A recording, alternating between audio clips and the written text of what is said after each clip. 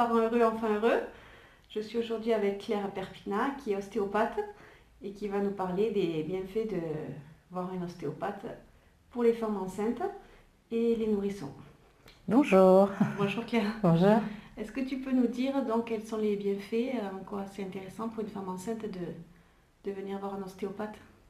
Alors, il y a plusieurs bienfaits déjà qui peuvent être constatés en ostéopathie sur la grossesse. Déjà, je souhaite juste préciser quand même que c'est intéressant déjà de consulter dès le départ, si on le peut. Alors, certains vous diront qu'on peut attendre un petit laps de temps. Effectivement, s'il n'y a pas de douleur particulière, on peut commencer à consulter au 3e mois de grossesse ou avant, avec anticipation, s'il peut y avoir des douleurs. La plupart du temps, les mamans viennent nous consulter pour des douleurs particulières au niveau du bassin, type de sciatique, douleurs ligamentaires, des nausées pour certaines, de la grosse fatigue, même s'il y a un facteur hormonal, bien sûr, qui entre en jeu. Donc, dans ces facteurs-là, c'est effectivement intéressant de consulter. Pour tout ce qui peut être, on va dire, trouble un peu mécanique, lié un petit peu à la posture qui change. Et en même temps, les bienfaits, c'est qu'avec la croissance utérine et tous les changements que cela va impliquer, il est intéressant de retravailler sur ce que j'appelle le ballon utérin pour lui donner le maximum de liberté pour grandir, on va dire, convenablement et en même temps, du coup, permettre à bébé de se développer dans un univers le plus libre possible dans la mobilité. D'accord. Voilà. Et donc, il faudrait venir normalement combien de fois? Alors, ça peut être très aléatoire en fonction des douleurs éventuellement de la maman. Moi, je le propose souvent, idéalement, à partir du 3e, 4e mois, s'il n'y a pas eu de problème particulier avant, de consulter tous les mois jusqu'au dernier mois de grossesse. D'accord.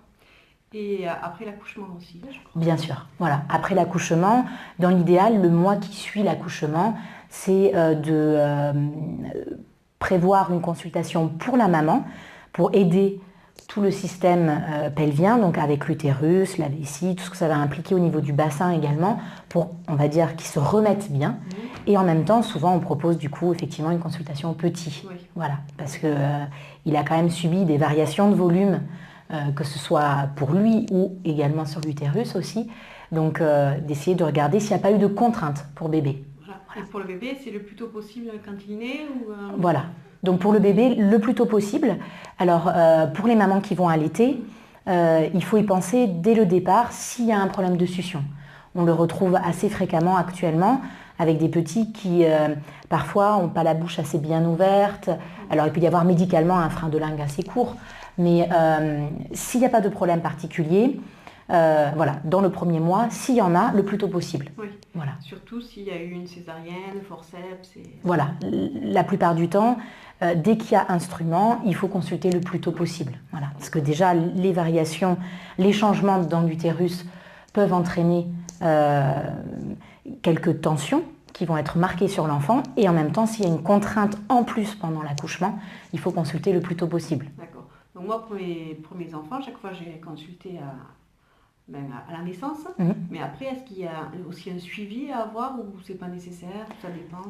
Alors, il est vrai que pendant la première année, je le remarque, on voit beaucoup les enfants parce qu'on conseille aux parents de venir à des moments clés. Donc, au départ, pour limiter toutes les tensions qui ont pu être sur la vie intra-utérine et au moment de l'accouchement. Et ensuite, on propose aux différents moments de motricité aussi. Donc la station assise est une station souvent qui n'est pas oubliée parce que c'est un premier point au niveau postural. Et puis après, on va dire la station debout avec la marche qui est vraiment une autre étape pour l'enfant. Néanmoins, je trouve que souvent, ces enfants, on les perd de vue après. Et il faut continuer à consulter régulièrement. Alors c'est vrai qu'on parle souvent de 2 fois par an.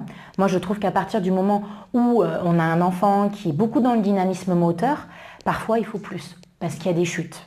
Parce que et voilà, il va se mettre parfois dans certains dangers, on va dire, où il peut se faire mal, où il peut justement s'être fait mal. Donc à ce moment-là, c'est bien de consulter. Et l'ostéopathie, ça peut aider aussi pour l'accouchement? Alors, il est vrai que la dernière séance qu'on peut faire avec les mamans, donc la séance du 9e mois, on va surtout travailler pour vérifier quelle peut être la souplesse au niveau du petit bassin. J'appelle souvent ça le bol pelvien. Voilà. C'est vraiment entre toute la notion basse au niveau du petit bassin, voir quelles peuvent être les résistances, le manque de mobilité. Donc effectivement, c'est un apport de plus pour l'accouchement.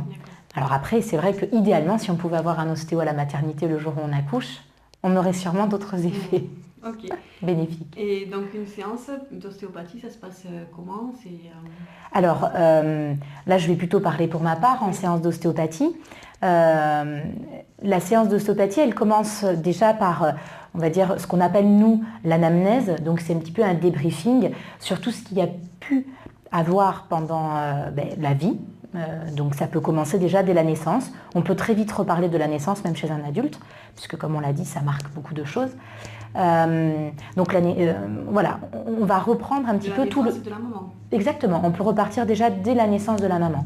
L'enfance, donc tout ce qu'il y a pu y avoir comme traumatisme, opération, et puis on passe en revue ce qu'on appelle les différentes sphères, c'est-à-dire est-ce qu'il peut y avoir des choses au niveau crânien, donc les maux de tête, etc. Est-ce qu'il peut y avoir des choses au niveau du ventre, donc est-ce que ça va bien au niveau de la digestion, au niveau du transit, etc.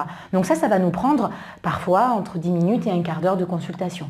Et puis après, on va passer sur la table où en fait la maman va être allongée et puis on va aller regarder quelles peuvent être les différentes contraintes qu'on peut retrouver dans le corps et en même temps surtout sur le ballon utérin. Donc est-ce qu'il y a des tensions sur le ballon utérin qu'on va pouvoir travailler? Et ça se fait comment? Ça c'est en douceur? Voilà, exactement. Donc toutes les séances, déjà de base, donc, pour ma part, voilà, je travaille toujours très en douceur, même chez les adultes, chez les enfants, comme tu as pu déjà le voir. Et ou sinon, on travaille vraiment, voilà, tout en douceur sur le ballon utérin. Souvent, d'ailleurs, bébé est très actif pendant la consultation et très réactif par rapport à ce qu'on peut faire. C'est un toucher plutôt doux, quoi. Voilà, c'est un toucher très doux. Voilà, vous posez vos mains sur votre corps et vous ressentez à peu près la pression que nous, on va pouvoir imprimer. Oui. Voilà. Est-ce qu'il y a besoin d'une formation spéciale pour les ostéopathes spécialisés pour femmes enceintes ou est-ce que n'importe quel ostéopathe peut...